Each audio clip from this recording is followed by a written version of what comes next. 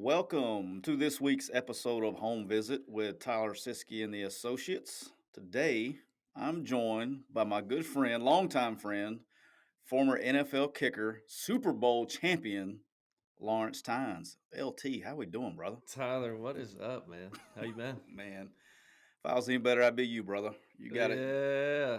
I just so the fans know when you go on and see, LT came on and he hit me with, man, you got a great setup there. And then, I happened to notice the two Lombardi trophies you got sitting behind you, man. I'm a little jealous. Yeah, I was surprised they actually give the kickers trophies when you win the Super Bowl. But I kind of bought these on an underground secondary market, so they're kind of real, but not like the real ones you see on Sunday when teams win it. Are they heavy like the Lombardi trophy? Yeah. Could you knock Yeah, they're somebody heavy. out? Yeah, they're heavy. I mean, they look and feel, as you can see. Will we be on video? No, this is just audio. No, it's home They video. look they look and feel about as real as it gets. Okay. But yeah, I found this guy. We're not going to name him, but you can get these in the underground world out there. I don't want the NFL to get on him, but he does exist. You pay him in Bitcoin? You can. I went with Dogecoin. I was on the Dogecoin Yeah. kick. I was Do too. you? Did everybody make a little bit of money off the Dogecoin? Because I know I did. I Like did. I got last in at the right May time. or 2 Mays ago, it went to like 75 cents. I think. I think I got in at 12. But what a freaking world we live in. Isn't that great? It's I awesome. mean, we're all making money off invisible shit. It's pretty funny. You need to get NFTs of yourself now. Yeah, I don't understand that market yet, but I'm trying to because I see people selling virtual homes for millions of dollars. I mean, what in the hell is going on? It's the world we live in, brother. We got Hmm. transfer portal, NILs, and NFTs. You got it's all the abbreviations is what we're doing. Hey, I want to tell a little story. When I first saw you, I don't know if I've even told you this before. I think I have, but I transferred from Auburn to Troy, and we get there and we start working out in the summer with Shaughnessy, and he tries to kill all the transfers. The first day, Oh yeah. and then we go out to throw after the workout, and you're out there kicking. I had no idea, first of all, when you were in the weight room, I had no idea that you were a kicker because you were not the typical kicker that I was used to being around. So I didn't know what What position you kind of play. vibe did I give you? Like a quarterback vibe, a receiver, DB? A little quarterback vibe. A Okay, little maybe a safety vibe. that's You know, yeah. I was a safety in high school, so yeah. And so you were. that's right. We'll get to that in a second. You're a baller. And then when I saw you kick, you did one thing. I was like, man, you know what? I think this guy's pretty damn good. I saw you, and this is in college, moving the football like a golf ball and able Hmm. to bend it. I guess you could say it. I mean, I know you're a soccer guy and it's a background, Yep. but I was like, I remember telling you, I was like, hey, I said, are you doing that on purpose? And you're like, yeah, I kick it around the rush. Now, were you bullshitting me or were you being dead serious? A little bit of BS on the kicking it around the rush because that's damn near impossible. But I was a self-taught guy, and ironically, me and Bubba Watson grew up together, played golf. I quit Okay. golf because of Bubba, but Bubba's known actually for moving the ball. Right, the Yep. way he never had a lesson, and being from Milton, Florida, there's not a lot of options per se for someone to teach you how to kick or golf. Now, Boo Weekly and Heath Slocum also went to my high school. Yep. So we had this golf mecca. But moving the ball for me was just something that was fun. Like I was self-taught, like I said, and I could do it. I could hit a slice, I could hit a draw, a little baby fade. I mean, sometimes that came in handy when you're playing in the Meadowlands in December or some of these stadiums in the NFL where you got to kind of hold the ball up into the wind um, and make your kick. So being self-taught, it was something that I learned and kind of taught myself, and I think it really benefited me, as I kind of went through my career. Now, and then the other legend I need to like clarify here is legend is that you were playing soccer in high school and then you were asked by a coach to try to kick a football. Did you know how to kick a football before then? Is that true, or what's the deal there? So no, so Mike McMillan, God rest his soul, he passed away about 4 or 5 years ago in a car accident. But he was our defensive coordinator at Milton, and he was also our PE teacher, right? So my junior, right before in my junior year, he asked me in PE class, "Hey Lawrence, look, we need a kicker. You want to come out here and try and kick footballs?" And he took me to the outfield of the baseball field, and we had an upright out in center field, just kind of where we practiced during the season, like in the grass back there. And basically, his motto was to me, he put the tee down the ball, and then he threw his, PE teachers have a big old wad of keys all the time, right? Yeah. To open up all these doors, typical PE teacher. Um, and Mike threw his keys down. He said, "All right, kick the ball, pick the keys up." And it was really just kind of a drill to keep my head down. So it was funny. Throughout the rest of my career, I never stopped kicking from that point. So Mike McMillan, if it wasn't for him, I probably would have never started kicking. But I always told myself, pick the keys up. That was my thing. Every time, NFL, college, high school, every time I kicked the ball, I just told myself, pick the keys up, because it really helped me keep my head down.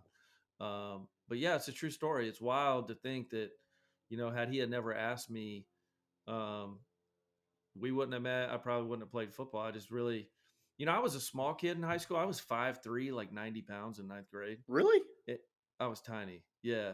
And I didn't grow till probably in between like sophomore and junior year. And then I was like, man, I'm 6'2". I was looked like a damn Pez dispenser. I had this big old head and like 140-pound body, like a damn, You went from like 5'3" to 6'2"? man in a hurry in like So probably 15, 16 months. Yeah. so you're saying my kids still have hope? Is that what you're trying to tell They me? do have hope, but Okay. DNA is undefeated, so So you're no, not they that don't. All tall. right. Um, so anyway, yeah, I just grew, and then I got some self confidence because I was like, all right, I'm a bigger dude now. Try to put weight on and played a little safety, and yeah, it just kind of happened so fast. But I was a little dude, and then kicking was really my way to get to college. I never knew that you were that small. Man, little. My kid right now, my two boys, they're freshmen. One's 5'10", the other one's like 6'1". So everyone grows at different times. It's crazy. All right. Hey, one thing I think it's really cool, and you know this. So when I was at Auburn, it's we're going to spend some time on the mentality part of playing sports, and it's not about just playing sports. I Yeah. think it's about being successful. Period. In anything you do, we're going to spend some time on that here in a second. But I want to talk a little bit about. It was very unique. I was at Auburn, and one of my buddies at Auburn was Rob Baronis. God rest his soul. Hmm. And the grind of, and then when I get to Troy, and then you at Troy was a friend of mine, and then the similarities and the mentality that it takes. But let's talk a little bit about the grind that it takes to get to the NFL, because you were an unbelievable kicker in college. Same thing with Rob, right? So he ended up being a great kicker. Like Rob was cut from Auburn, goes to Georgia Southern for a year, and then goes to the NFL. But seeing you guys like right out of college, not making an NFL roster right away, and then grinding and grinding and grinding. I know you were with Kansas City on the practice squad for 2 years, right? Hmm. And then going to Canada, and then going to NFL Europe, Yeah. and before finally getting your shot. Let's talk a little bit about the grind of what you have to go through post college, getting on an NFL roster. It's a huge challenge. I mean, if you think about it, there's 32 people in the world that get to kick in the NFL. And so, when me and Rob were coming out around the same time, if you were a veteran and you were steady, you had a job. And so beating those guys out and getting an organization to like believe in you as a young guy was tough. So, naturally you get cut, you go, you get experience, you get cut. For me, I was in Kansas City, then I went to NFL Europe, came back, got cut again, and then I went to Canada. And so, playing in the CFL was my biggest step in my career because I was playing pro football for money and it was the next best thing in terms of the NFL. So, being able to put together 2 years, a year and a half really of film. Um, and when I came out, I had, like 10 offers. So it was like real money. I ended up coming back to Kansas City because I was comfortable there. They gave me a pretty decent amount of money where they told me, okay, we're going to give you a legit shot here to beat out Morton Anderson, which I was able to do. How about But that? yeah, yeah, and I hate his ass too. So, yeah, I can't stand Morton Anderson. I would fight him today if I could. Anyway, we can talk about that. Um, I cannot stand him. So anyway, we Rob Baronis did the same thing, and Rob was an All Pro and a great kicker, but a lot of people went through the grind. The David Akers of the world, you go down the list. Brian Moorman, punters.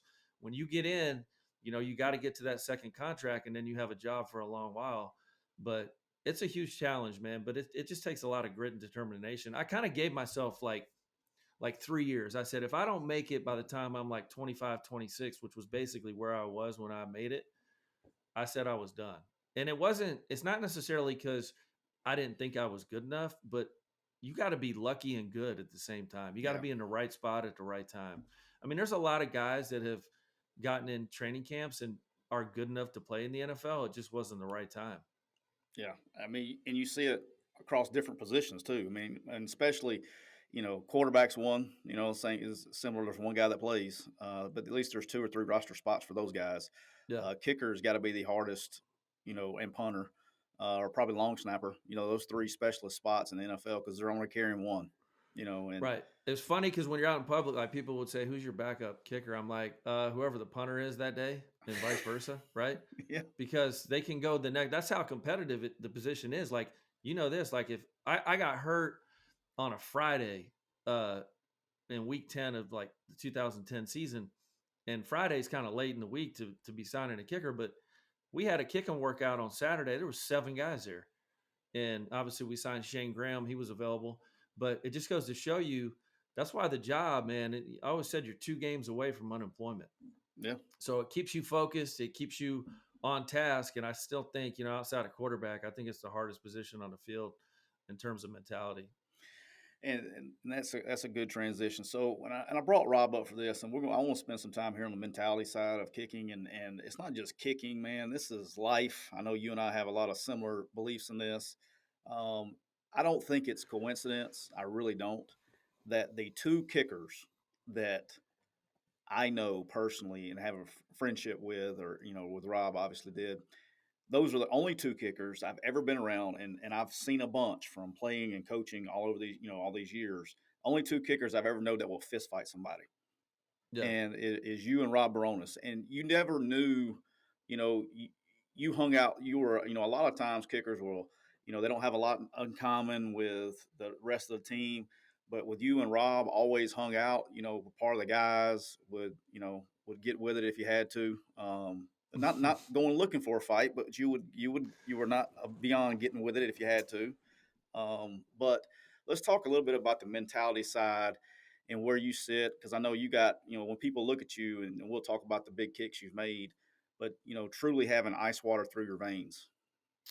I I was a big believer in like team and relationships because I always said to myself, look, this position is so finicky.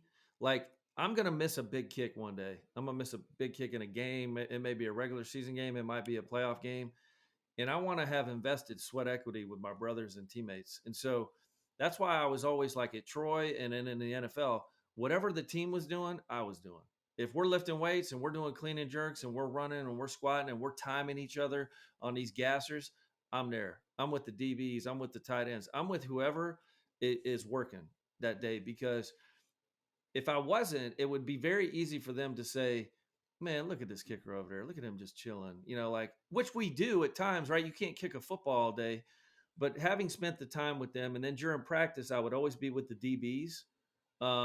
I loved hanging out with the DBs. That was kind of my high school position, but I just loved the energy they brought to practice. And that was kind of like my crew. But I would throw the ball drills with the other secondary coaches and just trying to earn equity with your teammates because they'll have your back if you miss a kick. If you don't put in all that time in the off season with them and sweat and work out and bleed and with them, they're going to look at you and you're just going to be kind of a cast off. So it's one thing I've told all these young kickers I work with, man, invest yourself with your teammates. Like go spot the guys, go run with them, go work out with them, go do whatever you can to be a part of the team because it is a unique position in terms of it's not physical. I mean, these guys are beating each other's heads in all practice. So the mentality is really just that and then building, you got to have a lot of self-confidence. You got to carry yourself like you're the baddest dude in the world. And it's really just that mentality that gets you to the next level.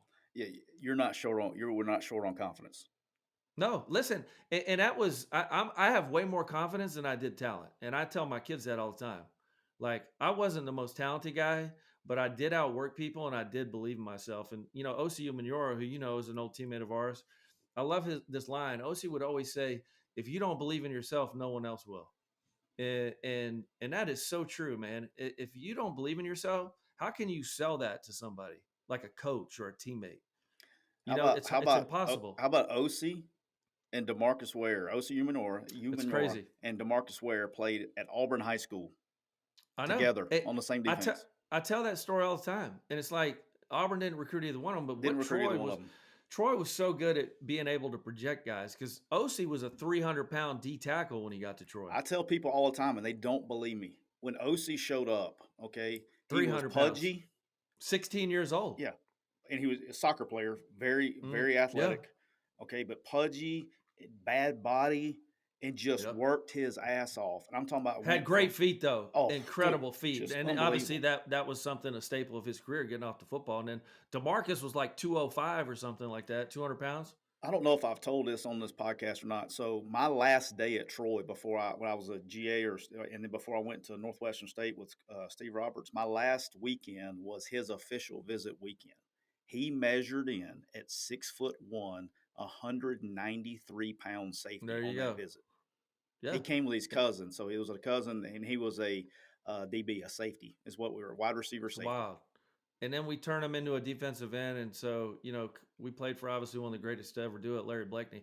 They had a way of finding guys. Like Troy had to always project kids. They couldn't get the 4-star to 3-star guys. We had to get like kind of those kids that we said we see what this kid could be in 2 or 3 years, and obviously OC. And listen, there's a ton of guys, right? I think my senior year when I went to the league, like we had 8 dudes from Troy go to the league.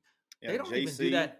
They don't even do that now as a D1 program. Like they're not putting that many guys, whether it's drafted or in undrafted free agents, they're not putting that many guys in the league anymore.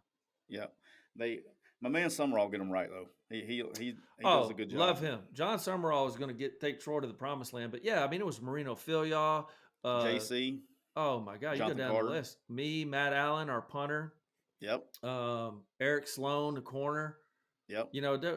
Man, Rayshawn Reed, Jimmy McClain, bunch of dudes that came through there. Aaron Fields, yeah. Yeah. We had them rolling. Let me ask you this. A lot of people, I don't know how many people know this. Your dad was a Navy SEAL. Yes, he was. All right. Do you think him being a Navy SEAL, did he kind of instill mental, like, as you growing up, do you think that had a lot to do with your mental toughness and development there? I just think the way everyday life was lived at my house in terms of discipline and getting up and, doing chores and like having a list in the morning, Dad would go to work and, you go in the kitchen, there's a list. That list better be done before he gets home at like 4 o'clock, 5 o'clock. It was just the way it was, whether it was raking leaves, doing something in the garage, cleaning up your room. There was always a task.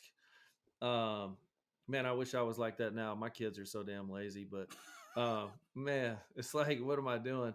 My dad was just very detail oriented, and that's kind of the way I lived my life. Was like, I walked on it, Troy. I don't know if a lot of people know that I was not on scholarship. I just had a plan for myself. Now, pro football was not the plan. That just worked out. But this is going to sound cheesy. I never missed a day of class in college ever. Never missed it. Yeah. Not one day. I was such a nerd. Yeah, I was like this.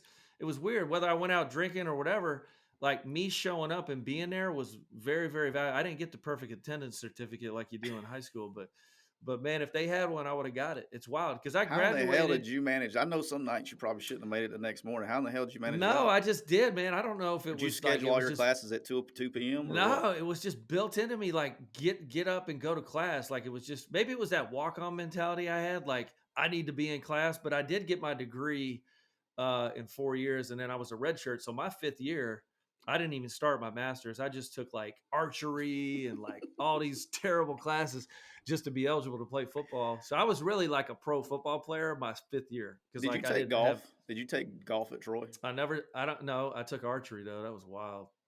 Yeah. I never took golf. I can't remember. I was trying to think about this. I went back to Troy about, 3 or 4 weeks ago and spent some time with their staff.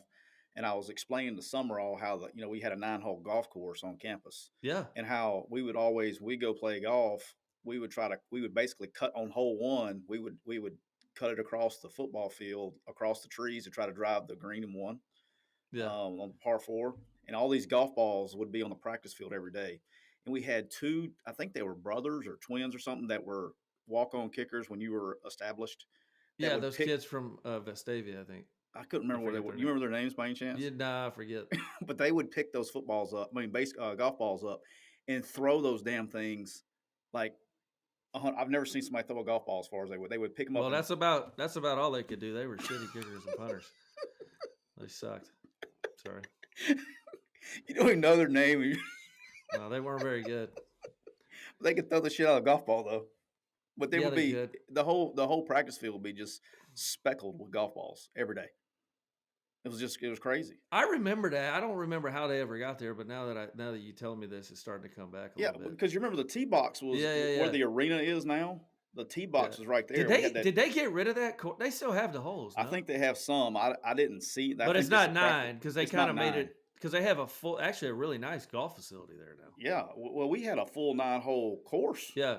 that had 2 different tee boxes. You could go play. I mean, it Oh yeah, was not bad. me and Brock our quarterback used to sneak over there. You know, our house was just across the street from the softball field. Oh yeah, we're We gonna used to, get there because me and Summerall told a story, and I got to get some confirmation about a story here in a little bit. I can't okay. remember how much of a part of that you were, um, but I saw your little show notes. I think I think I we're on don't the same know. I page can't here. remember exactly how much, but we'll talk about that here in just a little bit. But did your dad ever share any good SEAL stories with you? You know, I grew up in Scotland, so there was a lot going on at that time in like the 80s with maybe Russia or somebody, but you know, they were gone a lot. No, he doesn't really share too much about it. He tells my kids more than he tells me. I think he just likes being the cool grandpa, you know, and tells them, probably BS them a little bit, but they believe everything he says. So um, I know enough to know that, you know, my dad was and my oldest brother, shit, they served our country. So that says enough to me. And then my dad did 25 years at the sheriff's department after 22 years in the Navy. So I kind of came from a really solid background. I think that's important about being, you know, your dad raising men and showing you how to do things the right way. So my dad and my brother, 2 military guys, are my heroes. Like, it's not sports figures. That's awesome. Yeah, that's the hard part, with parenting our kids. It's like I'm always bored because I got a 15-year-old and I got a Mm-hmm. 14-year-old. I got a 6-year-old now. The 6-year-old is a 6-year-old, but the 15 and Yep. 14 are going through that stage of life where it's time to. Sometimes you have to snatch them up a little bit, and Yeah. Yeah. it's there's a fine line there, and it's frustrating because they have more opportunities and things than we did growing up, and you know They have trying to to deal teach the with work ethic. yeah, they have to deal with so much more bullshit too. So I Yeah. always take that into consideration with these kids, your young daughters, young men. Man, it's a different place, but the true values of life and things like that haven't changed. You just have to try to, you know, minimize some of this social media type Whew. stuff, and it's tough. Listen, it's tough to be a kid nowadays, but kids are kids. I know they say kids change, and they probably have a little bit, but like if we teach them the core values of compassion and caring for others and helping other people, that's never going to change. All right, we're going to shift gears a little bit. Obviously, we all knew how good you were and how stone cold you were. I think the world kind of figured out how stone cold you were. I guess in 2007 Mm, was your no pun intended stone cold moment. stone Um, cold. but in 2007 on your Super Bowl run, your first one, which one of those Lombardis is 2007, by the way? Who? Let me look. I'm not sure. It is We're going left. this one. All This right. one right here. Yeah, that one. All right. That's the So one. in overtime in an NFC Championship game, it was a little chilly, and you Mm. made the longest field goal ever kicked. And what's the temperature? You have some kind of It was record? minus. It was the longest playoff field goal in Lambeau Field history. It was minus 28. Are you freaking kidding me? How No, bad is that? it's hard to think about. Like, I'm so soft now. Like, I can't. I see that highlight and I'm like, how in the hell? I get like, I live in Kansas City. Like, 20 degrees and I'm like bundled up. But minus 28. It was real feel like, you know, -2 or -3. But then there was a wind chill, like serious winds. Um, man, so I'll tell you a story. I've told this story a bunch, but we went out for pregame and Jeff Eagles from the U. I know you got some college football listeners out there. He was from the U, Yep. great, one of the greatest punters of all time. We get out for pregame and we're doing our warm up. After like 5 reps, like he couldn't catch the football, like to snap Slick. a whole couldn't. No, he just couldn't catch it. His hands were numb. Well, that ball's So slick too when it gets cold, especially the NFL balls. slick, and then just hands weren't even operable, like they didn't move.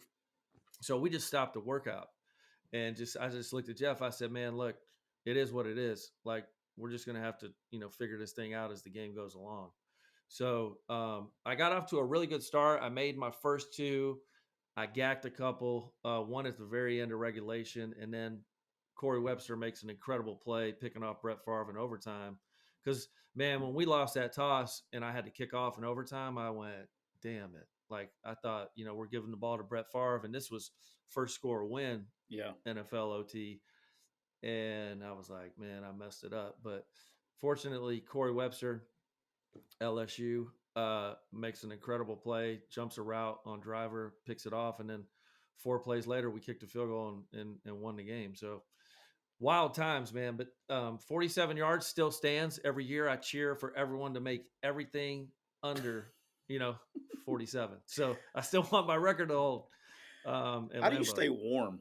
Like, I mean, So I know we if have you're a hit, position player, you're yeah, rolling, but in that weather, how do you stay loose and warm? man, it's a huge challenge, and like you are so mentally and physically exhausted when the game's over. But in the NFL, they have the heated benches. So those benches are pretty warm. And then underneath your feet, there's like this grate that shoots heat up too. So like you put your big cloak on, and then you kind of make a little tent around your body and let the heat I mean, listen, it's the only way to survive. Never mind like play football. So, and then we have like chicken broth out there, hot chocolate, whatever the hell it is to keep you warm. But it's staying warm is the hard, like, and listen, you don't ever get warm. You're able to survive. Like you're not ever hot. Like if you look at OC, like from that game, like the D linemen, they didn't wear anything underneath their shoulder pads. Like they wore like their pads in their jersey. I'm like, y'all are crazy. Now and then it was funny because like when they come to the sideline and they were sweating a little bit, it would like freeze on their face. But man, there's dudes with real issues still to this day from that game. Like some people's body parts have never like fully healed. Really? So I'm going to tell you So when we get done with that game, I hit a kickoff. It might have been in the second quarter, and I hit it a little high on my foot, and I was like, "Damn, that hurt so bad." So you go through the game, we get done, and then obviously I get in the locker room after the game's over, and I pull my socks off, and I pull my sock down, and I swear to God, Tyler, boom, like instant baseball size nugget on my in between my big toe and my foot ankle. Like it just went poof. So I had busted like every blood vessel, everything in my foot on that kickoff. Now the cold and the and my shoe and the sock pressure Compression. were keeping the compression were keeping that from swelling. So man, I was like freaking out. I like yelled for Ronnie Barnes, our trainer, and I don't know who was next to me. He's like, "Damn!" Like everybody's like freaking. I'm like hopping through the locker room on one foot.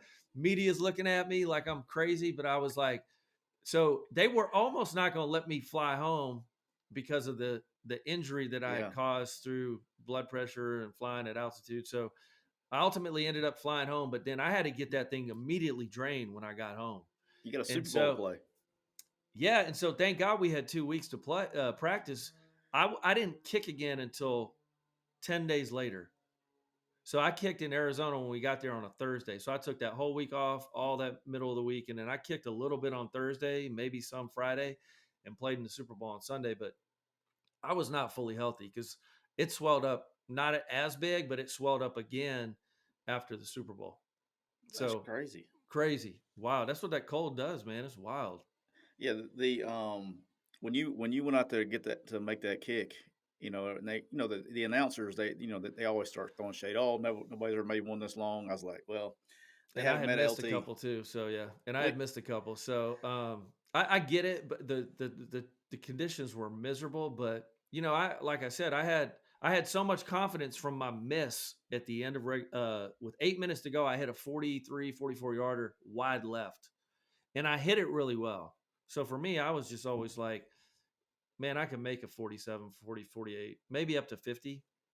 So like I know I was always so good about forgetting about misses, and I took the good out of that kick, and I was like, man, I hit it really well. If I start it a little bit closer, further to the right, I'll make it. And so that's why I ran on the field without coaches calling my name or coaches saying field goal. That's So what I was going to get to, and that's where the ultimate swag. And you've told me this story before. I didn't know. I don't know if you've told it in public. I'm sure you have told the story 1,000 times, but I know our people listening probably haven't heard it. Tell them about. All right, nobody said field goal. You just said I'm going to kick the damn ball, and you went out there. yeah, because listen, the reality of where I was on a 1 year deal. I had just been traded from the Chiefs to the Giants, so this was my first year in New York. I'm on a 1 year like minimum deal uh as a Giant, and I had a really good regular season. And I'm just thinking to myself, man, you know, not that my career was in the balance, but I really thought my career with the Giants was in jeopardy, had I not ran out there on my own and made a decision and given Coach Coughlin confidence. Because like when I ran out there, we've talked privately. He's like, Lawrence, you really gave me the confidence to say kick it, because you watch all these NFL films and all this stuff, and like Coach Gilbride and all these coaches are in Coach Coughlin's ear on the headset saying, "Don't kick it, don't kick it. What are we doing?" And then Coughlin believed enough in me to let us kick. So again, it's just mentality. Sports is all mentality. I tell our young kids that I coach, I tell my kids, um, there's a lot of talent out there, but the thing that separates everyone out there is your in between your ears. No question. And I wish, that's the hard, that's the, I'm coaching baseball, coaching my son's 14-year-old baseball team. That's the, thing I try to explain to him is like, look, it doesn't matter if you're playing baseball, Mm-mm. badminton, you're married. It doesn't matter. Your mentality on how you approach things affects everything. And being So strong minded and being tough mentally, that's why to me and the people that have coached with me know this. That's one of the number one qualities that I look for in when I'm recruiting a kid is how mentally tough are they, how mentally put yeah, together, because that's and what that's makes the successful hardest people. thing too, man. Right? I know me and you have talked a lot about recruiting. That is a very tough thing to evaluate, um, Oh, it is. because because everyone's up here when it's going well and riding high, but it's really the same thing. If we talk about the best quarterbacks in the NFL, obviously Tom Brady is up there. But if you talk about best pure talent, it's Aaron Rodgers, right? No question. But Tom Brady's mentality separate. He doesn't have the physical gifts that Aaron Rodgers has, but his mentality separates him from everybody. If I had to pick a quarterback, we would probably all pick Aaron Rodgers, right? If we Yeah, just he's pretty needed good. to, or some of these other talented guys, but like Tom Brady's mentality separates him, and Yep. that's sports in general. I would go. I know I haven't told this. When I would go, I was getting serious, especially at my position. Okay, if I was going to see a kid in the fall, when you start getting serious about kids, you're going to go see them play a game or whatever. I would purposely schedule my trips where I knew that they were going to get beat. So if I would look to see who's on their schedule, who the toughest opponent that they're going to play that I think they're probably going to lose, and I would go to that game to see how they respond Wow. and to adversity, and that gave me all and I've left at the end of the first quarter many a time, and I've stayed longer in some, and I think that's a big thing I used to do, and You then just look at that body language. I watch how they so at receiver. Yeah, I want to see because the quarterback's going to get sacked, especially receivers. Okay, they're going to run routes down the field. They're going to get open because they're talented. If they're not getting the ball, they bitching and they throwing their hands up, or Right. they leading the right way. When they get their ass knocked out, are they going to get up and go and get it and give it back, or are they going to play soft? Because you a lot of times, you got front runners, right, and they're going to go out. And long as Oh yeah. everything's hunky dory, they're hooping and hollering, everything's great. But when they get their ass hit in the mouth, they're going to respond differently. And I Sure. think that's the definition for me is how do you respond through adversity? Are you going to get up and fight? Or are you going to get back and get with it? And the same thing with kickers. That how do you respond after you miss a kick? And the Yeah. guys that are mentally tough are going to come back and respond and fight, and the guys that aren't, they'll fold. You see it in golf. You see it in a lot of sports. You Hmm. see it in life. When people get knocked down, or they get back up and fight, or they going to quit and go home and cry about it. Yeah. I tell people all the time that like kicking in the NFL is not how many you make in a row, is what do you do after a miss.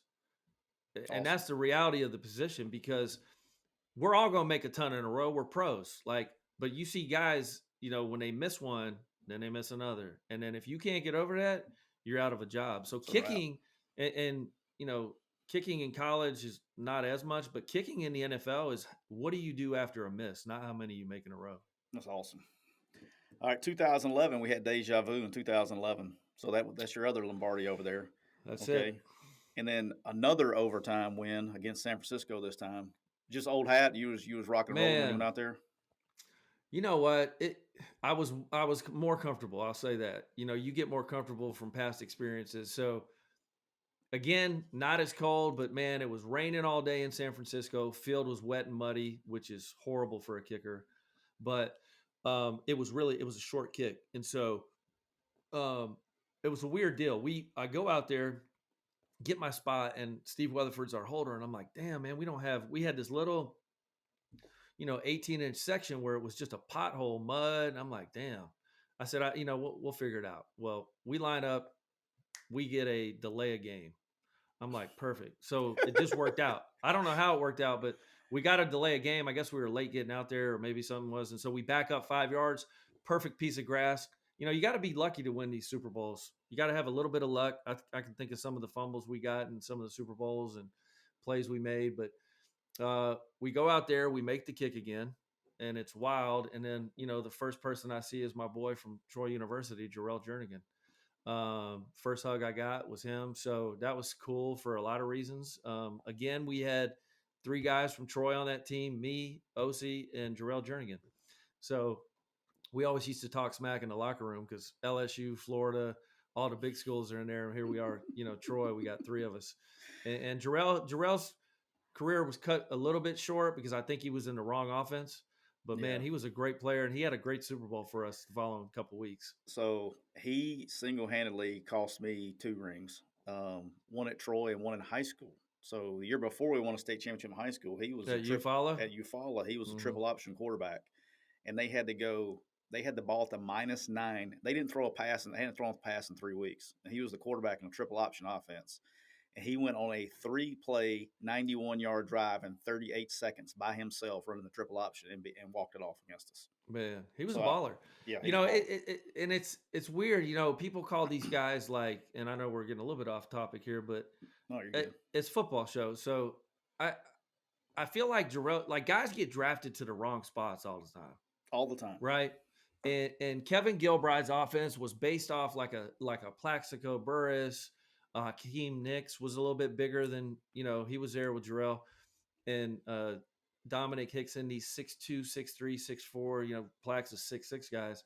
And they thought that Jarrell would have had a 10, 12-year career had he went to Green Bay or something like that, where they used the slot. Yeah. And it just didn't work out. But, man, he had a hell of a Super Bowl for us returning kickoffs. He put us in a lot of good spots. And I know he's doing his thing down in Eufaula right now. But you know who's had a good career, but I think the exact same thing about is T.Y. Hilton.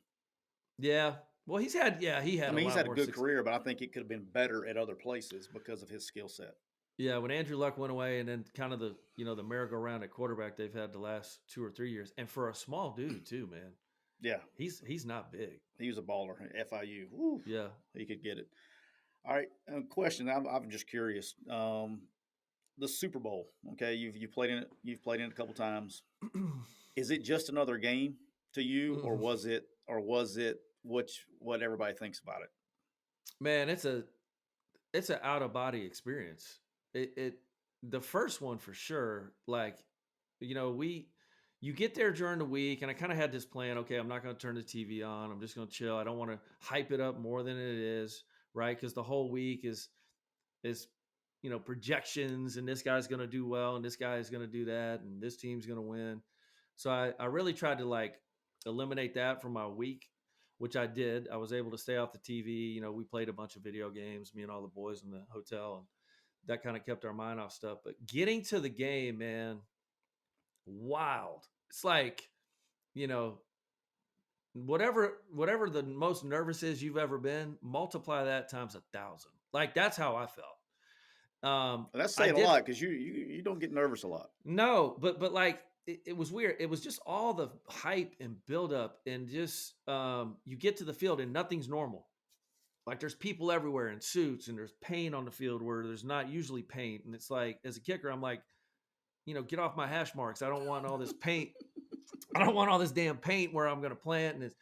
And the whole thing is just weird. Nothing's normal. So I think that's what, pro athletes love, Routine. routine. And so like that kind of freaked me out. And then once I get into my warm up, it got better. But then of course you got this wild pregame, right? Oh yeah. Someone's 18 people sing, and then there's dancing, and then there's an anthem and then the game starts, and we go on a 10-minute drive. I don't know if it's still the longest drive in Super Bowl history, and we kicked a field goal. So getting that out of the way early, man, it was like you took like 1,000 pounds off my shoulder because, you know, everyone gets asked about Scott Norwood the week of the Super Bowl, the guy who obviously missed against the Yeah. Giants for Buffalo. And Scott was a great kicker. He just missed a long 47-yard field goal on grass, to lose the Super Bowl, so to speak. So that's a question that pops up in your mind. And obviously, as a kicker, that's what you signed up for, and you just don't want to be that guy.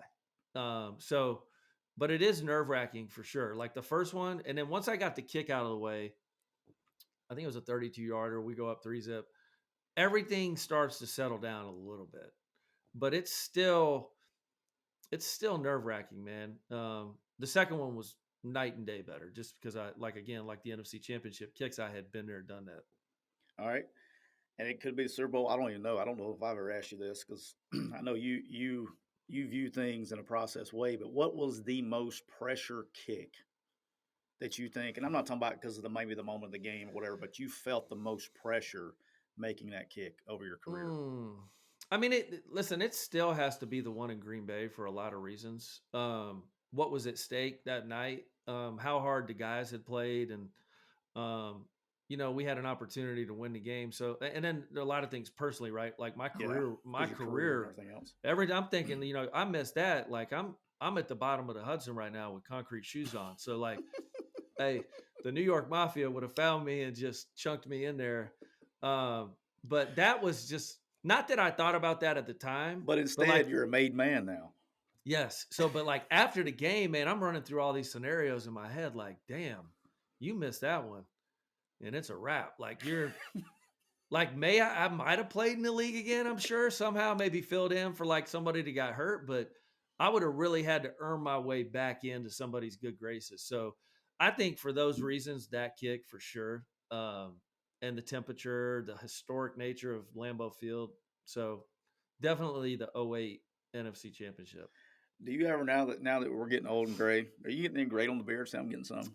No, man, I still look fresh. Look, Look I at got, I got, I got some salt right here, though, baby, and a mole. I may need to get that looked at. I'm not really gray, man. I don't have, and I can't grow a beard, so that's another negative. I Look at got this you thing; there. it's so bad. Yeah. I try, but it doesn't look real good. Do you do you still like? Do you look back, or do you still? Because I know you're a huge competitor. Do you still get just ridiculously pissed off about any kicks that you missed, or you Oh kind of yeah, flush it? yeah. It's wild. You remember? I can remember, like, if I really sat here and thought about it, every kick I missed, pretty much. That's crazy. And it's only because, yeah, like you mentioned, you are a perfectionist, and you do make, when you're in practice, like it's a rarity to miss, maybe one or two kicks per month in practice, like, and you're just so used to this That's automatic insane by nature. itself, by the way. Yeah, one training camp I had, I think 2011. I mean, and everything, as in football, is charted and filmed and categorized because they want to make sure you're not slipping. And so one training camp in live drills, I was 70 for 71. And that's kicks from 54 to 29 to 48 and that's probably my best camp. But typically you don't miss more than, 5 or 6 kicks. We've seen guys miss 4 and 5 kicks in a game in the last couple of years.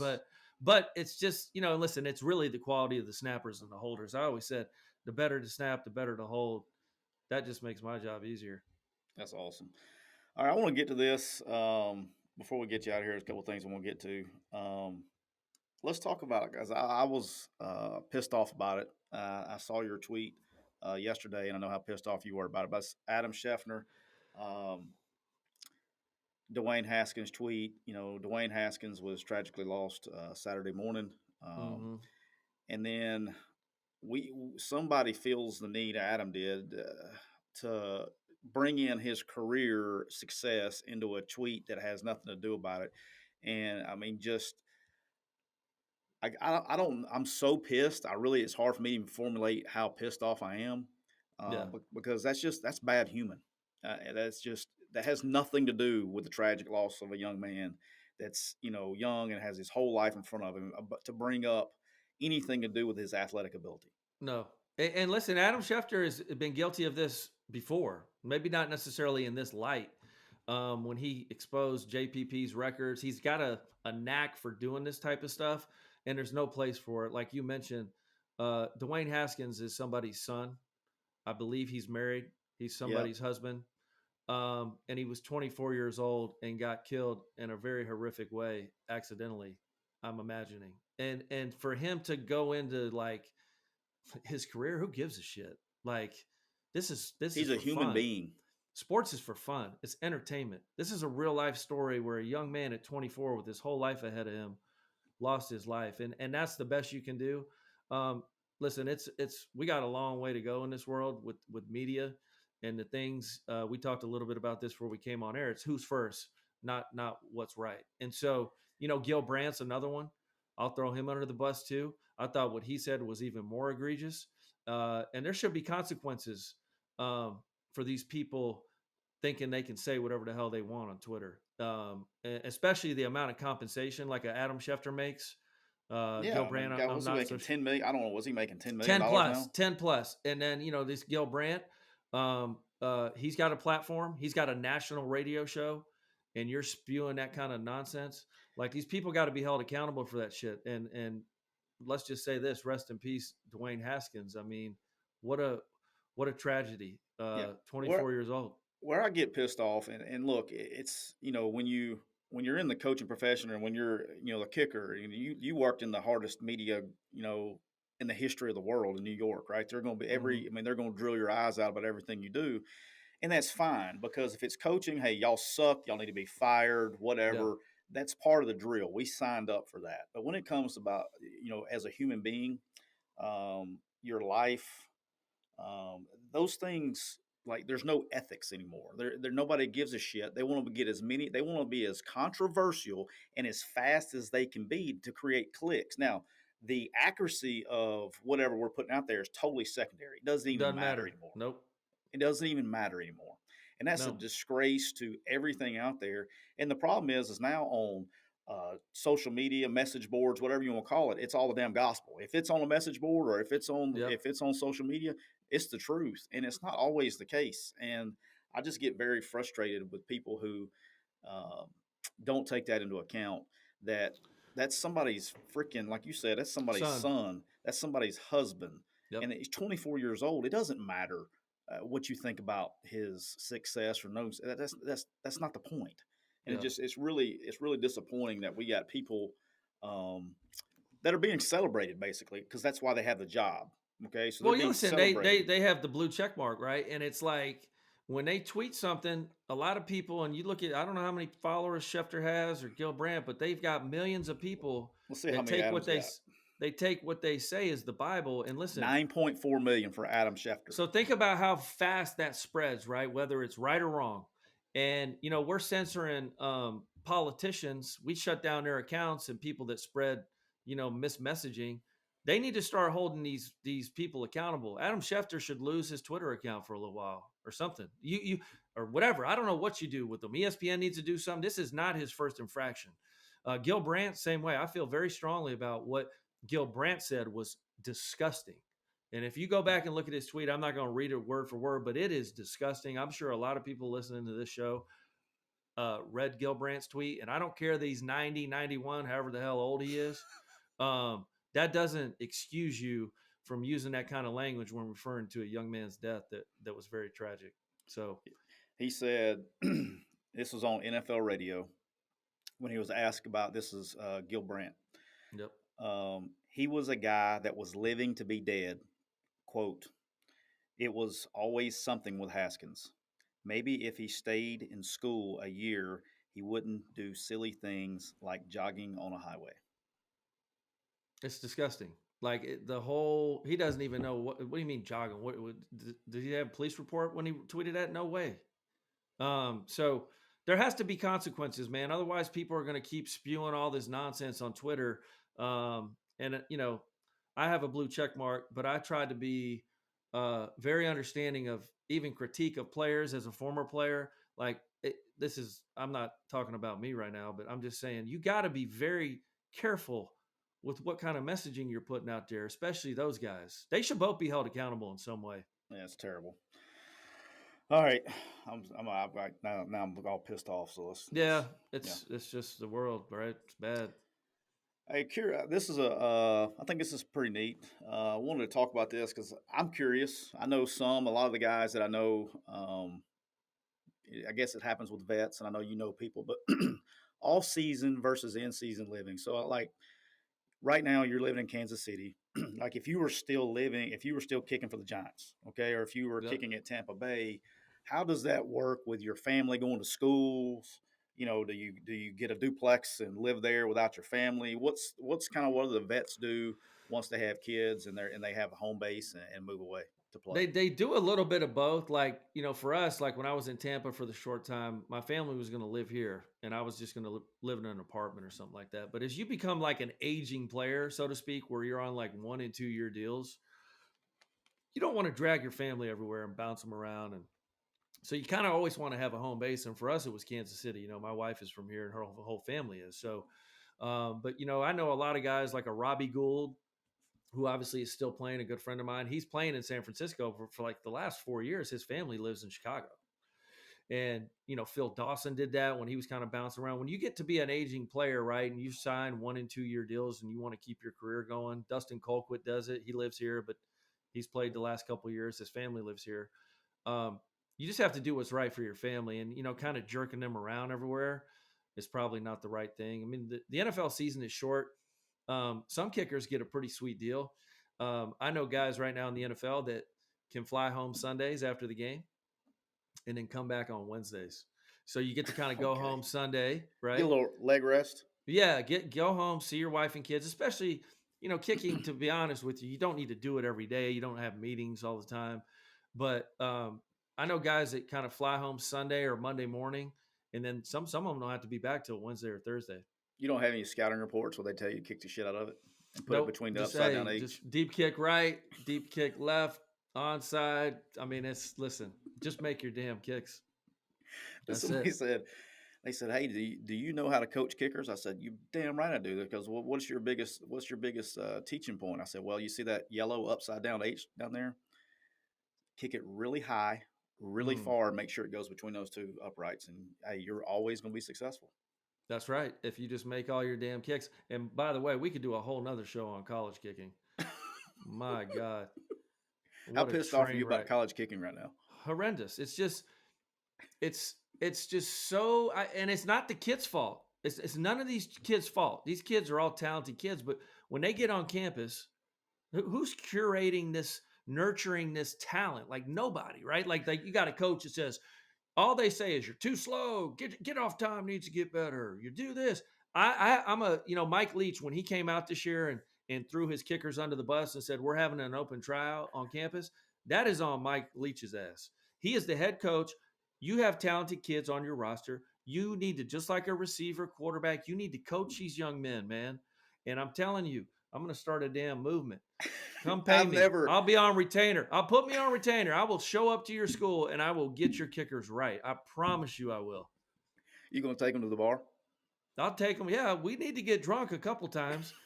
I mean, kickers need to have a couple cocktails every once in a while. And if we need to throw some hands, we'll do that too. We can do that. We can do that too. We got to toughen them up a little bit. But I'm telling you, on a more serious note though, Tyler, these coaches they're not coaching these young men. I'm sorry. LT, I've told you this and you thought I was crazy, but I'm being dead serious. Okay. I've never been on a staff, no matter where I was, that we had somebody that was a literal kicking coach. Now we had guys that were coaching and by the way, you've been to Alabama and some of these other great places. Yeah. We had guys that were special teams coordinators, but I'm talking about an actual kicking instructor that could literally like Man, coach those them. special team. You know what them special teams coaches are in college? They're professional stopwatch operators. All they do is tell you your damn get off time on punt and field goal and tell you you're too damn slow. How about we make the snap better and the hole better, and that'll make the operation better? But over here, you're too slow. 129, you're too slow. My ass. You don't know what the hell you're talking about, so you just yell out numbers. That's all these coaches do, man. I'm telling you, it makes me mad for these kids because there's a lot of talent out there in these colleges, and it's just not being curated or, massaged. Hire me, call me. I'm on Twitter. Hit me up. I'll come work at your school for like 2 days. Yep. You know what I'm talking about. That's why you're laughing. You know exactly what I'm talking about with that stopwatch. That's all they say, right? Hey, all Hurry right. up. So I don't remember what school I was at, but I was coaching the wings. I don't know how I got That's this a tough job. spot. That's I a don't know tough how I got spot this too. job. I don't know how I hmm got this job. I was coaching receivers, but There I'm you go. coaching the wings. And so every time to keep my ass from getting ripped, every time we'd be in like, fall camp or spring practice and we'd get one blocked off the edge, I'd be like, Mm. what was that damn operation time?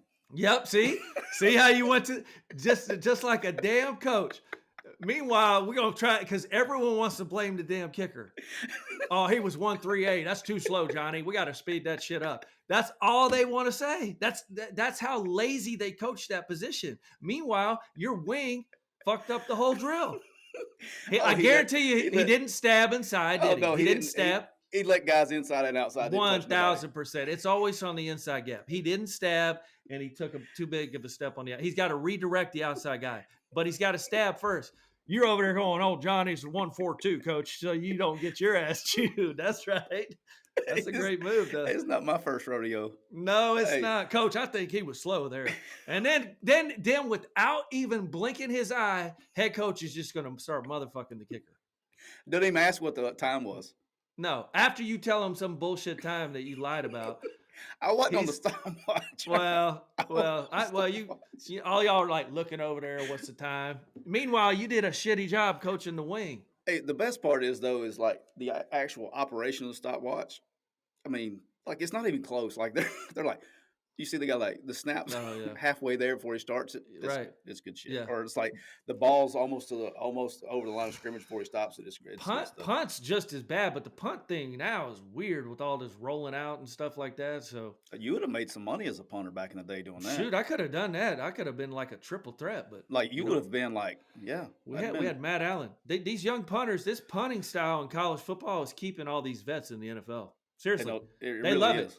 They love it because they're like, Yeah. man, there's nobody really punting traditionally anymore. Then they can, and nobody knows if they can or they can't, and they got their pro Yep. day to show they can, and if they don't do it, then good Yep. luck to you. The all right, so let's. I got a couple things before we get you out of here. All right, so we've teased it. I actually told this story with Sumrall. So we had a playoff game at Troy. Did you listen to this a couple weeks ago with Sumrall? Okay. No, not yet. All right, so we had a playoff game, and you and Brock had a house right on the backside of the golf course next to all the sorority houses. First of all, before we get there, how Great did you location. Great how did location. you and Brock? Is this Listen. NIL before NIL was available? How This did you was and Brock? NIL. That's a great. This was I want to know NIL. how you and Brock got in a university house, the only university house next to the Man, sorority houses. Listen, How did that work out? I knew who to align with. I was aligned with the starting quarterback of the football team. So it's wild to think this was NIL before NIL, and I don't want to get Troy any sanctions or lose our banners, but like it was just a house, and Hey, instead of statute us limitations, we're good. instead of us staying in the dorm, we stayed in a house on campus that the school owned. And by the way, the thing was a freaking mouse infested trap. Like it wasn't anything. It wasn't about the house; it was about the location of the house. Yeah, and we had like 7 sorority houses right next to us. And then we were up on a hill. They came and did all of our lawn and maintenance, the physical plant. Yeah. Everything was done. And then we had that big hill. You could sit up there and watch the softball team play. Man, it was ideal. Man, what a great place. But I have no idea how the hell we got it. Probably because of Brock Nutter, Yeah, our quarterback. that was so. First of all, you had the house next to the sorority houses. Yep. So we had a party, or y'all had a party at your house, and it was like we had like a 1 p.m. game that we lost. I don't remember who we played. Maybe an App State or somebody like that. I don't remember. Oh yeah. All right, well, we lost the game, so we were not in a good mood. So we decided to start the party a little earlier at your house. And so I know it was obviously you two, and Blake Carruthers was with me. Okay, and maybe Sean Pageant. I can't remember who the other one was. Maybe, yeah. All right, but at some point in time, we decided to end the party and go to the bar. All right, the front porch. And somewhere in the discussion of the night, Brock brings up that his mailbox key starts the gator at Tony's Gator at the football facility. Yeah. And so a group of us walked over the golf course from your house and stole the gator and took it to the bar. Were you a part of that group? Because I really can't remember. Yeah, I don't yeah. want to And say you know why I what's can't funny is remember. I want to say my brother was there too. So like I remember this vividly. And Brock and I had done this before. Like we knew his key, and I have no idea how in the hell this worked, but his stupid little PO box key could turn on the gator. It was just dumb luck. And I was like, "How did you figure this out? Like, what'd you do? Go over there one day and just start whipping your key in and out of the damn keyhole?" So we had driven the gator before, but not ever after having done some things we probably shouldn't have done. And then we drove that thing through the streets of Troy. So were you the one in the front seat? I was in, I think, I can't remember. I I could have was been in the in the back damn. with Blake. I Okay, don't. so I would have been up front, and I think my brother was there. So maybe my brother rode back. But we were driving through Troy, obeying all traffic signals. So we're parked at red lights, At and there's 11:30 at night. people next to us, like in real cars. Like, who the hell? Oh, that's Brock Nutter. Like, what's going on? So we drove that thing like we were driving like a damn Ford pickup truck to the front porch and And I'm just still parked trying to it. figure out how, because I don't think you did this part. I know it was me and Blake, and Brock didn't. I figured Brock didn't because he was a quarterback. Shaughnessy ran the shit out of us on Monday morning because we got caught. Yeah, I think, did y'all get caught going back? Because We I got didn't caught ride coming back. back. Yeah, I Yeah, didn't ride back with y'all. the Troy I Police must Department. I must have found something to go home with. So I wasn't riding back in the gator. The yeah, the Troy Police Department are great people, but I did have to.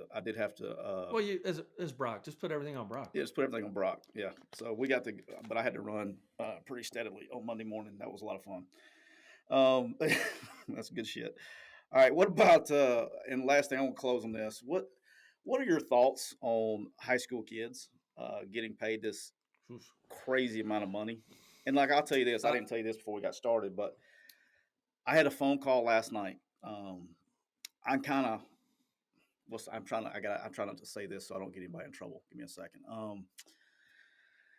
I've seen I know people in all ends. I know what I'm doing now with the recruiting side. yeah, I know the football side, and then people that are involved, the agents that are involved yeah. on the other side. And so I'm seeing all these angles of this deal, and just how crazy. And what's your opinion of what's going on here with the NIL? You know, just being, I'm not really truly close to like I watch college football, but the high school kids, obviously, it's a huge topic in sports, and it is football related.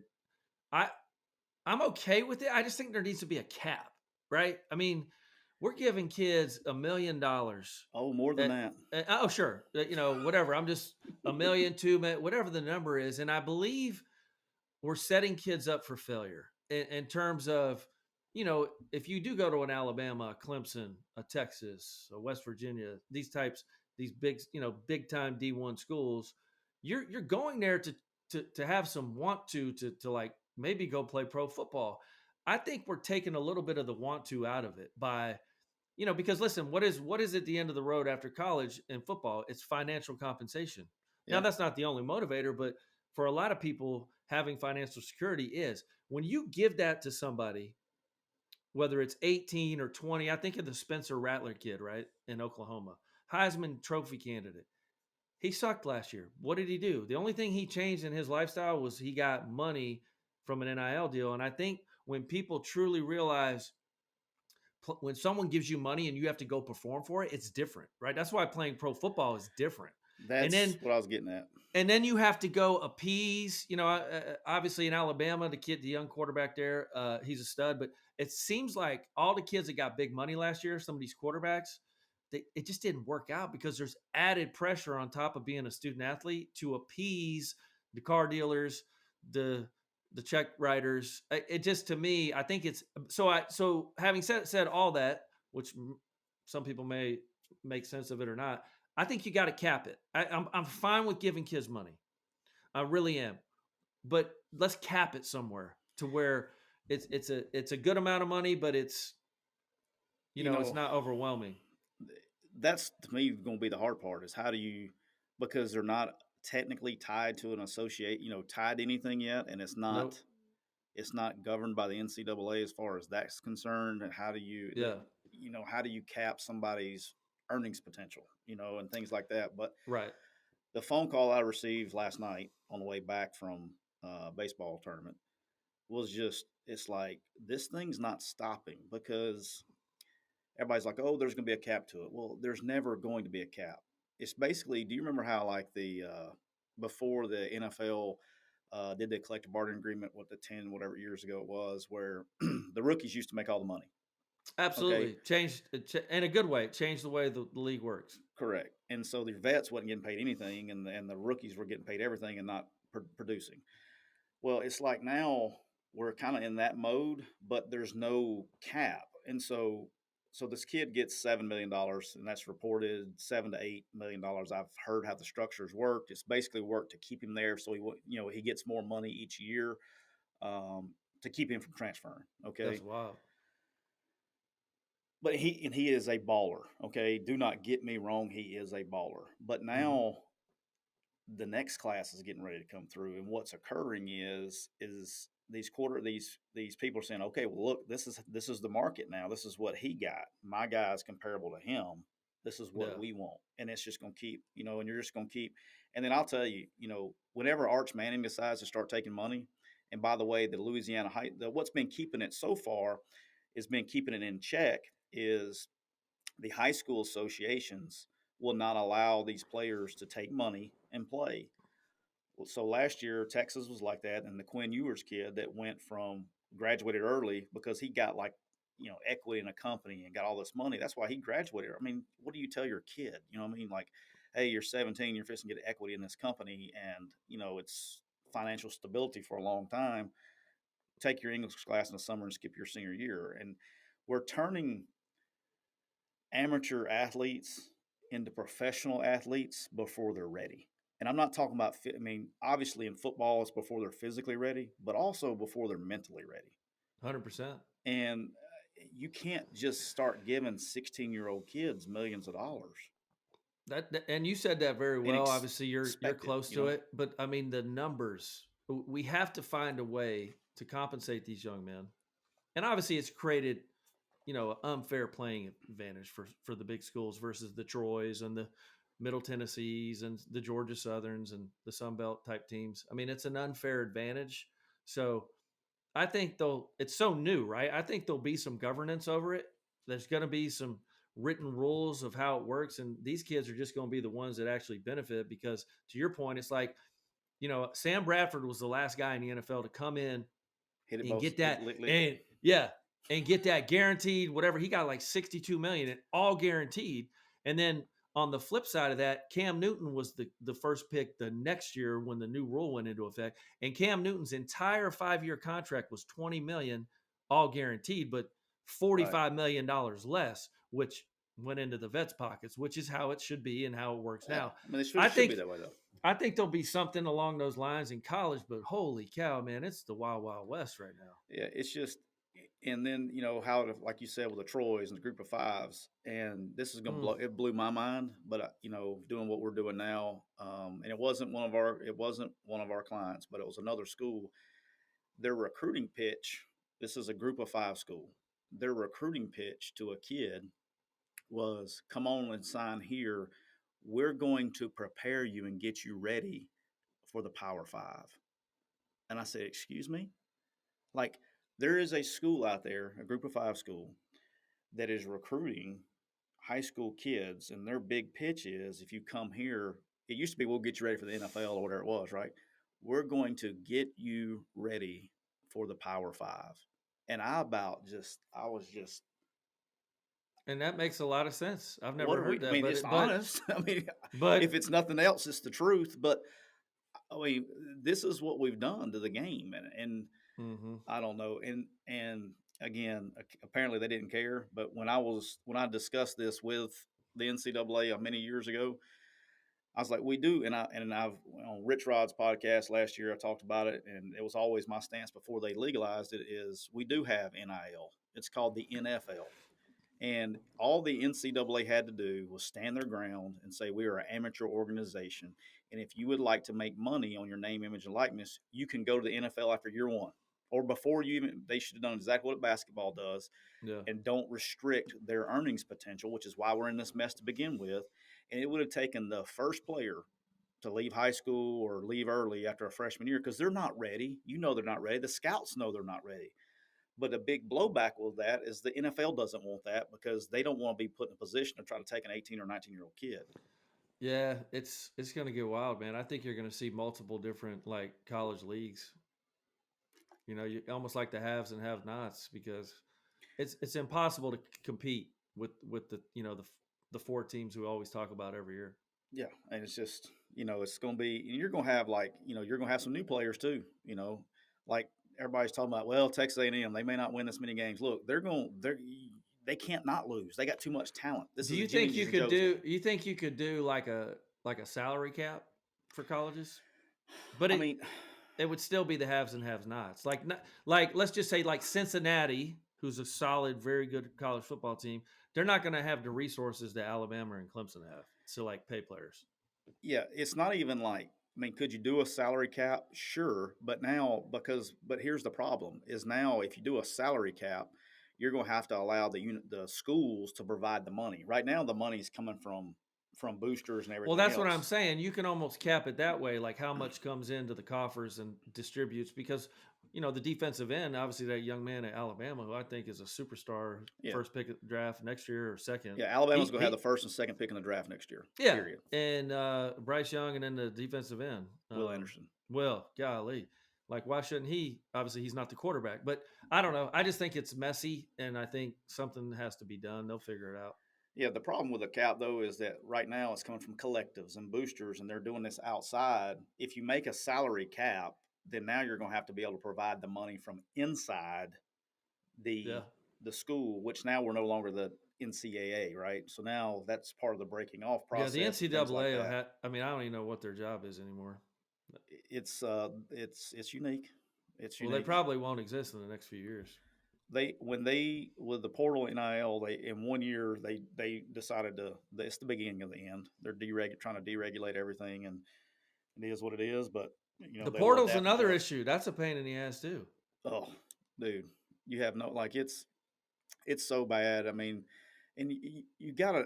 I mean, it's not just the portal. It's like we got this. They think if they make rules that say, hey, you can't tamper or you can't do that. I mean, guys have been paying players for decades.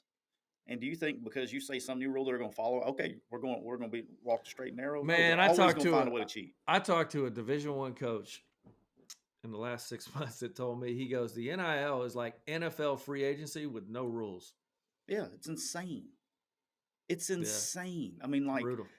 to see. I mean, I don't know, man. You It's can't. another show. It's another show, Cisco. I mean, don't even get me started. I will be here for 75 days. All right, hey, before we get you out of here, because I know me and you're big fans, this is the last thing we're going to talk about the Masters. I know. How many times have you played Augusta? I haven't. You haven't played? Mm-mm. Are you Never kidding me? played it. No. You got all your buddies on tour. I know I'm going to play one day. I just have not done it, but I have some friends and some customers that have friends that are members. I just have not played, but I plan on playing there before I kick the bucket. So, all right. have you played it? No, hell no. I've never even been. Okay, I've been never there a even lot. been. I just never played it. Yeah, I've never been. It's definitely my bucket list. They will not. They would not want me to play Augusta. I would. No? I would. I'm one of those guys. I would do something. Man, do you know they let like today the media's all playing it? Do you know that's a cool I would thing need they to be do? like. I would be honest with you. I would need to be out there with so Matt Luke played. This is not that long ago. Matt Luke played there, and they were getting ready to people were on practice rounds playing Augusta, and he's like hitting chili peppers Ooh, into Dustin Johnson coming up on the other fairway. Like, I don't need that's to be so doing funny. that.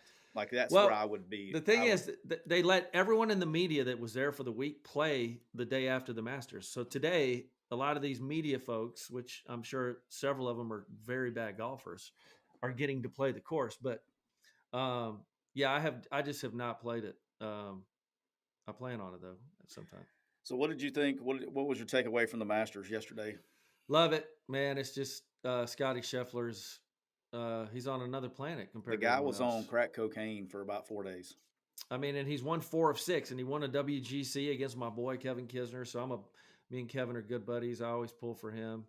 Not a course he can win at. He's not long enough, but he made the cut. Bubba He can put the Watson, lights out too. yeah, Bubba Watson. Me and him went to high school. He's won a couple. He wasn't a factor, but what Scotty Scheffler's doing is pretty remarkable. I think they showed it. Only one other player's ever won 3 tournaments in a WGC in the same year, including the Masters, and it was Tiger like 6 times. So he's in good company. Yeah, Cam Smith had his shot there after 11, and then One bad swing, man. dude, That's all it 12. takes. I'm 12 telling is a people, nightmare. 12. I mean, that's how Tiger won his 19. I mean, they That's 12 where is done in. Remember Jordan melted Yep, down on 12 and 13? yep. I mean, it's I just mean, 12's like it's crazy to me. Like, that's the one thing. If I ever played there, like, I would want to drop a bucket of balls yep. on 12 and just. It's crazy how much different I mean, they're pros, man. Like you're talking about, and like they don't even get close to the green. I mean, Cam Shankopotamus right Man, there. that green is tiny. Oh, I It's would a hit it, but I sliver. wouldn't want to see Yeah. the difference. Like it travels different every shot, the wind gust, and everything else, and Yeah, it's wild. yeah, it's nuts. It's a But tough hole. how about any coincidence that Bubba Watson's former caddy, No, Scotty Scheffler's bag? Old Teddy Scott. Listen, he's got 3 of them. I think that's a huge thing. I mean, Teddy's been around a long time. He's one of the best out there. That was a big deal. You know, Scotty Scheffler made that move in November or something like that. He's already made like Yeah, $9 million. So, man, Ted Scott's a good caddy. good. That's It's his gonna be a third good Masters. Christmas in the Scheffler household. Man, I mean, he's going to keep winning. I don't think he's slowing down either. No, because he's got a swing. And He he's can. only 25. That blew me away. I just just looking at him, I'm not saying he looks old, but I didn't realize how young he was. He's just got to avoid, which I don't understand this because I never will pretend to understand it. But I don't want same thing happen to him that maybe happened to Jordan. You know, when he came off hot and he started winning. I mean, he's winning majors, and then all of a sudden he decided that wasn't good enough, and he wanted a swing change, and he hasn't been the Yeah, same since. you just Like, got to just keep avoid doing all what that you do, swing. man. And I don't think Scheffler seems like that kind of guy that's going to tinker with the swing. No, he doesn't. So hopefully he'll keep it going. All right, so tell everybody what we're doing now, so they'll know. Give your little shameless plugs and all that good stuff. What we're up to. I listen What to the am I? podcast, by the way, during the season. Do you? I do. So I host the Blue Rush podcast. You can get it on Apple, Spotify, wherever you get your pods. Just during the football season for the Giants. So it's really a Giants only podcast. We do talk free agency draft. We'll have a draft show coming up. But it's through the New York Post. It's fun, man. It keeps me close to the game. I still love the Giants. I love watching. Um, and we get to have some really cool guests, young players that I haven't ever met. Obviously, come on the show, and we just have a blast. And so it keeps me close to the game, man. I really love football. It's done a lot for my family and myself. So, yeah, the Giants suck, though. By the way, let's go ahead and get that out of the way. They have been terrible over the last 10 years. So hopefully this year it gets better. You do have a lot of Giants fans, by the way, that are going to listen to this because we got a lot of Ole Miss people listening here. So a lot of Eli Okay. Manning fans. Okay. Yeah, so they know our pain, man. It's just been a real struggle offensive line, and hopefully Daniel Jones is the guy. But this is a big year for Daniel Jones, and we'll see if he is the guy of the future. But I think he is. So I'm gonna go out on a limb, and I think Daniel Jones is. He's talented, But man. it's like we've been saying that for 4 years. So if he doesn't get it going, this year, obviously look for the Giants. Would not shock me if the Giants draft a quarterback this year. Really? Wouldn't. I just think With if there's someone Tyrod there too?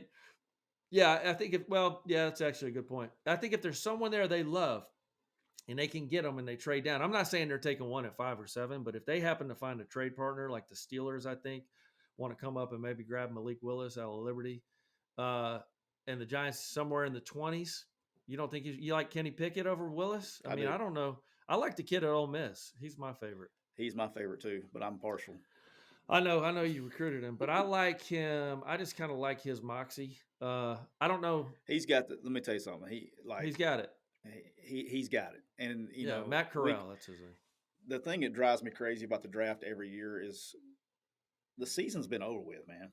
Yep. The film was the film. Let's evaluate the film and go. But They're all going this to shit that nitpick. happens between the last game of the season and now about Yeah. oh this guy, you're throwing against air or you're not simulating game. I mean, watch the film. I mean, you can't. Right. It's your resume is The last 4 years NFL of tape. is the paralysis by analysis, man. They just get so enamored by 40 times what you look like in shorts, how far you throw it. I mean, when Malik Willis threw that ball in the workout like 70 yards on a rollout to his left, I'm like, he would have been hit right in the teeth after like 3 seconds. Like there's no way he's getting that throw off in the NFL, but it's all. Look, for he may be the clicks. greatest thing since sliced bread. He may turn out to be that way. He's got great arm talent. We'll see. He is immensely talented.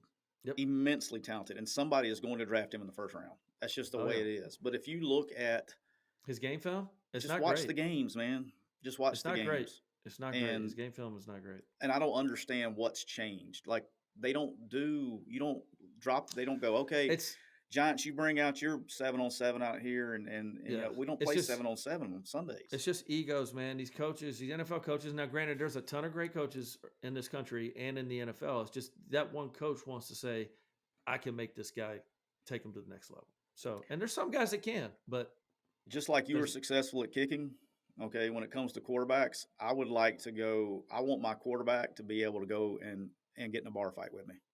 I want a guy that's going to be in the foxhole. I want a guy that's tough. Lord have mercy. Last time I got in a fight, boy, was in training camp, and I paid a hefty price for a punch that I threw. That's the last one I've thrown. Was it a good one, though? Damn good one. But that's the last one I've ever done. What kind of price did you have to pay? It was significant financial compensation to did you ever get? What was the biggest fine you ever got? Man, just a personal foul, like hitting out of bounds like a dumbass. Like in preseason, it was so stupid. It was against the Patriots. It was in preseason? Yeah, I slung this kick returner down way out of bounds, and like Vince Wilfork got in my face. I'm like, I'm out of here. I was like, Big Vince got in my face. I said, I got to go back to my teammates here.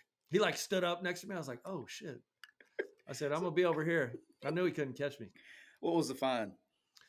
I think it was like 15 in the preseason. For a preseason game. Yeah, it's still the same though. The fines aren't limited by my man Richard preseason. Owens that I coach with at South Alabama, who's now offensive line coach at Georgia Southern. He was a tight end and long snapper for the Vikings, and he said he earned it.